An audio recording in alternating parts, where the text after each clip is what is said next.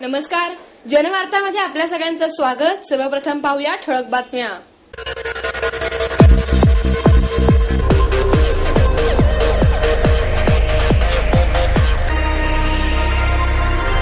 स्वप्नपूर्ती 2011 प्रदर्शनातील Mahalakshmi डेव्हलपर्सच्या booking स्टॉलचे प्रसिद्ध अभिनेता सुबोध भावे याच्या हस्ते उद्घाटन।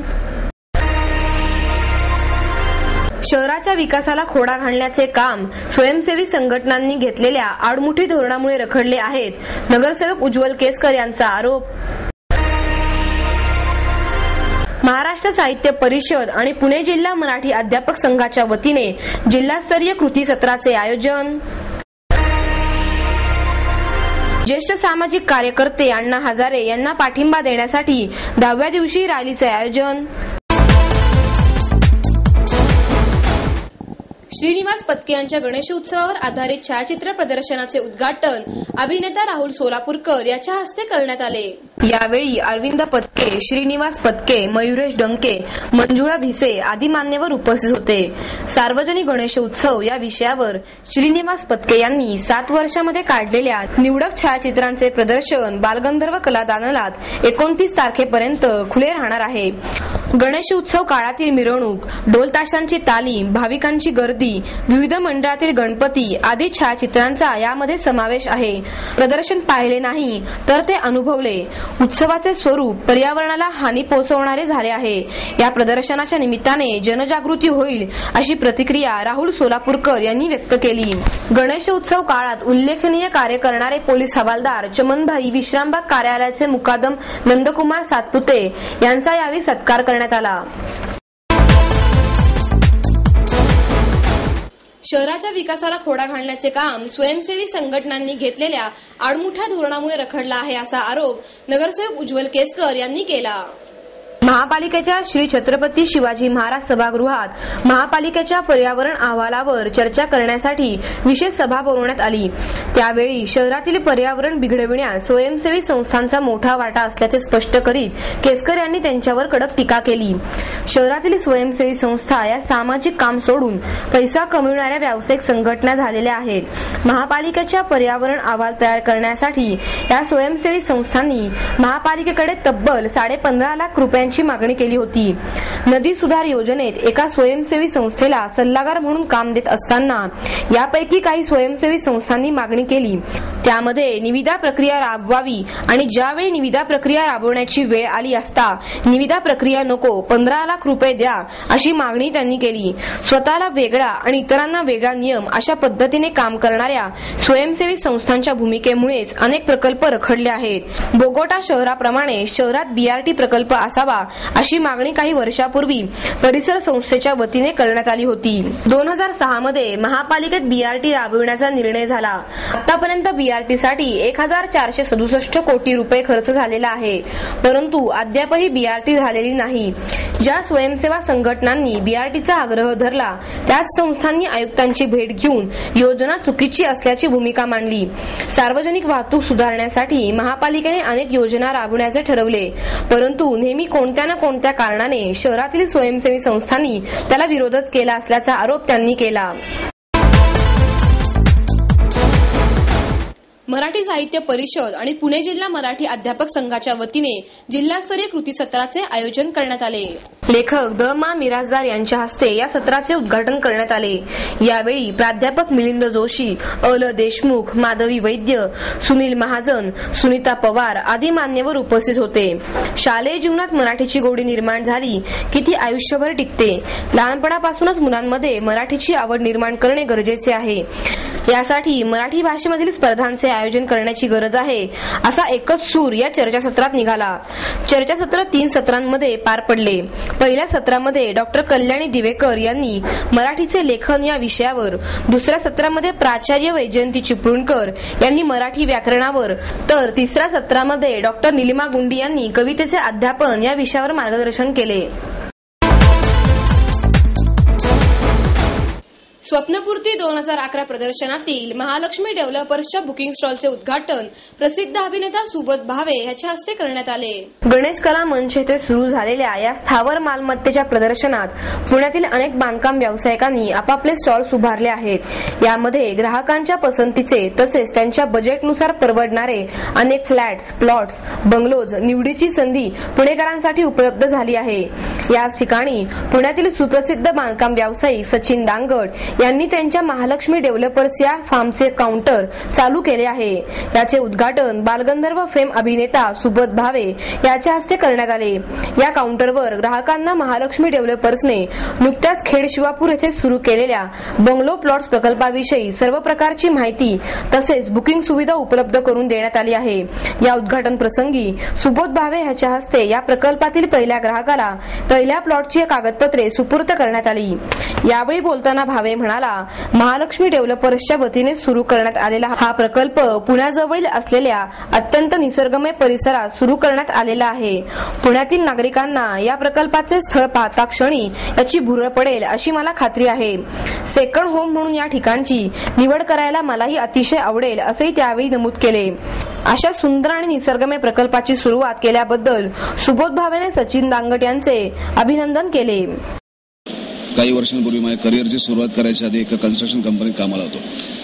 त्यामुळे बिल्डर, त्यांच्या ऑफिसमध्ये काम करणारे लोक आणि एकंदरीत बिल्डर लॉबीचं म्हणतात तसं वर्चस्व या सगळ्यातनं मी गेलेलो आहे आणि मला त्याचा फार जवळून त्या सगळ्याशी परिचय आहे. पण आज मी इथे आलो आणि त्यांच्या स्टॉलवरती त्यांच्या नवीन उपक्रमाविषयी मी ऐकलं, बघितलं आणि मला असं वाटतं की दांगट साहेबांकडे बघून हा एखादा गव्हर्नमेंटचा क्लास 1 ऑफिसर असावा किंवा IPS अधिकारी असावा असं त्यांच्याकडे बघून वाटतं. कुठल्याही बिल्डरच्या खाणाखुणा त्यांच्यावरती नाही आहेत. अतिशय मनमिळावू, नम्र आणि विनयशील असे बिल्डर बघताना मला स्वतःलाच त्यांना भेटून खूप आनंद झाला आणि पुण्यापासून अतिशय हाकेच्या अंतरावर ज्याला म्हणता येईल 25 किलोमीटर पुण्यापासून म्हणजे आता खरं तर काहीच राहिलेलं नाही आहे. तर अशा हाकेच्या अंतरावर इतकं सुंदर प्लॉट ते डेव्हलप करतायत. जवळजवळ 100 एकर जमीन त्यांनी घेतली आहे आणि एका टेकडीवरती वेगवेगळ्या लेयर्समध्ये त्यांनी बंगलो प्लॉट्स आणि प्लॉट्स काढायचं ठरवलं आहे. तर मला असं वाटतं ज्या लोकांना बऱ्याच वेळेला असं होतं की पुण्यातल्या अनेक लोकांना घर हवं असतं वेगळं सेकंड होम म्हणून,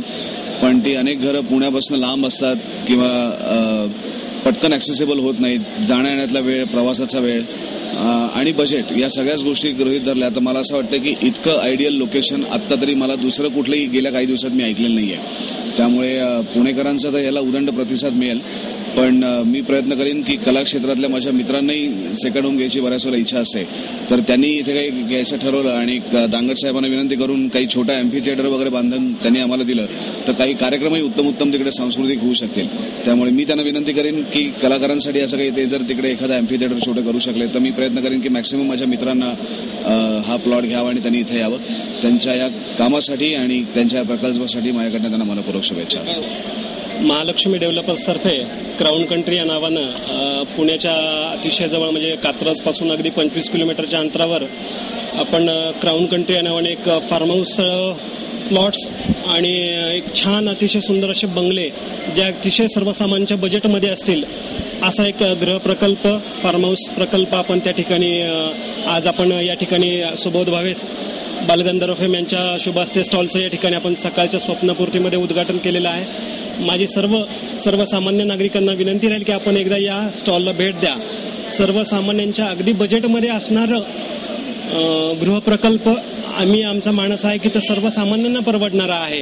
पुण्याच्या जवळपास अतिशय गर्भश्रीमंत लोकांसाठी असणारे बरेचसे प्रोजेक्ट तुमच्या आमच्या पाहण्यात आहेत. सर्वसामान्यांच्या अगदी परवडेल असा हा प्रकल्प आहे. आपण आवर्जून भेट द्याल. साधारण आता या प्लॉटमध्ये आम्ही 10,000 स्क्वेअर फीटचे प्लॉट केलेले आहेत. फार्म हाऊसचे 5,000 स्क्वेअर फीटचे प्लॉट, त्याच्यामध्ये 1 BHK विला असणार आहे 1,000 स्क्वेअर फीटचा. त्याच्यामध्ये अगदी आपण 1,500 रुपये स्क्वेअर फीटचं छान बांधकाम कसं करून देतील हे पाहिल की त्याच्यामध्ये अगदी वुडन फ्लोरिंग पासून तुमचं खूप छान गार्डन, खूप छान दिसणारा बंगला, खूप चांगल्या पद्धतीचं बांधकाम आपण करून देऊ असं आमचा प्रयत्न त्याच्यात असणार आहे. तो आपल्याला नक्कीच आवडेल असं मला वाटतं. ज्येष्ठ समाजसेवक अण्णा हजारे यांना पाठिंबा देण्यासाठी 10व्या दिवशी रॅलीचे आयोजन करण्यात आले. शहरातून ठिकठिकाणाहून नागरिकांच्या मनातील सरकार विरुद्धच्या तीव्र भावना व्यक्त करीत अण्णांना समर्थन देत सरकार विरुद्ध घोषणाबाजी करण्यात आल्या। कर्वे रोड व्यापारी संघटनेच्या वतीने जनलोकपाल विधेयकासाठी अण्णांना पाठिंबा देण्याकरिता नळस्टॉप चौक ते बालगंधर्व चौक अशी रॅली काढण्यात आली। हरीश दाभड, रवींद्र पाटील यांनी यात भाग घेतला। तसेच अनिरुद्ध वैद्य असोसिएशनच्या वतीने 30 आर्किटेक्चर्सनी या आंदोलनात सहभाग घेतला। प्रसिद्ध संगीतकार कौशल इनामदार यांची गरवारे महाविद्यालयाच्या वतीने प्रकट मुलाखत घेण्यात आली। यावेळी कुटुंबीय, गुरुजन आणि मित्रांच्या पाठिंब्यामुळेच मी संगीतकार बनलो असे सांगून इनामदार यांनी आजपर्यंतचा संगीत प्रवास उलगडला आणि तरुणाई आणि संगीत या विषयावरही त्यांनी मोकळेपणाने गप्पा मारल्या। मला लहानपणापासूनच संगीताची आवड होती। तसेच गुरुजनांचे संस्कार, ऐकलेली गाणी, घरातून मिळालेल्या गाण्यांचा वारसा यावरून शिकत गेलो असेही इनामदार यांनी सांगितले। बालगंधर्व चित्रपटाला संगीत देताना खूप अभ्यास केला। त्याचबरोबर कलाकृती अस्सल व्हावी यावरही भर दिला। संगीतकाराला सुरांशी मैत्री करावीच लागते। जुनी आणि नवीन गाणी यामध्ये तफावत असायलाच हवी, कारण तुम्ही ज्या काळात राहता त्याचे प्रतिबिंब गाण्यात उतरते असेही मत इनामदार यांनी व्यक्त केले। या प्रसंगी प्राचार्य डॉक्टर NS उमराणी उपस्थित होते, तर नेहा खासनीस आणि ऋषिकेश बडवे यांनी ही मुलाखत घेतली। शहरात ऐकू येणाऱ्या ढोल ताशांच्या गजरामुळे तोंडावर येऊन ठेपलेल्या गणेश उत्सवाची खऱ्या अर्थाने चाहूल लागली आहे। ढोल, ताशा, लेझिम, झांजेचा आवाज सर्वत्र घुमू लागला आहे। गणेशोत्सवादरम्यान मिरवणुकीत प्रात्यक्षिके सादर करण्यासाठी सर्व पथकांची तयारी जोरदार सुरू आहे। त्यातीलच एक पथक म्हणजे श्री गजलक्ष्मी। एक ढोल, एक ताशापासून सुरू झालेले हे फक्त मुलांचे पथक, पण आज या पथकामध्ये 60 ढोल आणि 15 ताशे आहेत। 60 ते 44 वयोगटातील 80 जणांचा या पथकात सहभाग आहे। भिडे पुलाजवळील नदी काठावर गणेशोत्सवाच्या 1.5-2 महिने आधीपासून या पथकाने सरावाला सुरुवात केली। या पथकाचे हे 11वे वर्ष असल्याचे पथकाचे सेक्रेटरी रोहन भालेराव यांनी सांगितले। यावर्षी पुण्यातील मानाचा 4था तुळशीबाग गणपती मंडळासमोर प्रात्यक्षिके सादर करण्यासाठी या पथकाची जोरदार तयारी सुरू झाली आहे। महिला बचत गट हा केवळ एक उपक्रम राहिला नसून ही एक चळवळ झाली आहे असे मत महिला आर्थिक विकास महामंडळाच्या अध्यक्षा प्रभा ओझा यांनी व्यक्त केले। शिक्षण मंडळ अध्यक्षा संगीता तिवारी यांनी गौरी गणपती साहित्य जत्रा काँग्रेस भवन या ठिकाणी भरवली असून या जत्रेचे उद्घाटन ओझा यांच्या हस्ते करण्यात आले। यावेळी प्रमुख पाहुणी म्हणून अभिनेत्री अमृता सुभाष, तसेच आमदार उल्हास पवार, दीप्ती चौधरी, काँग्रेस शहराध्यक्ष अभय छाजेड, उपमहापौर प्रसन्न जगताप, माजी आमदार चंद्रकांत छाजेड आणि नगरसेवक अरुण धिमधिमे आदी मान्यवर उपस्थित होते। गौरी गणपतीचे साहित्य एकाच छताखाली मिळावे हा या जत्रा आयोजनाचा हेतू असल्याचे तिवारी यांनी सांगितले। या जत्रेत 50 स्टॉल लावण्यात आले आहेत। महिला बचत गटांच्या मालाच्या विक्रीसाठी बाजारपेठ उपलब्ध झाली पाहिजे। सध्या बचत गटाच्या माध्यमातून 15 लाख महिला कार्यरत असून त्यासाठी नगरसेवक, आमदार आणि खासदार यांनी सहकार्य करावे असे यांनी सांगितले। अमृता सुभाष यांनी गणराया पडतो पाया असे गीत गाऊन उपस्थितांची वाहवा मिळवली, तर उल्हास पवार, दीप्ती चौधरी आणि चंद्रकांत छाजेड यांनी आपले मनोगत व्यक्त केले।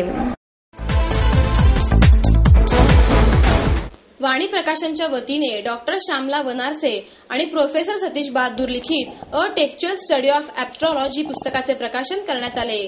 पुस्तकाच्या हिंदी आवृत्ती अपुत्रयिका, दृश्यपाठ या पुस्तकांचे प्रकाशन राष्ट्रीय चित्रपट संग्रहालयाचे माजी संचालक PK नायर, चित्रपट निर्माते अरुण खोपकर, FTIIचे संचालक DJ नारायण यांच्या हस्ते करण्यात आले।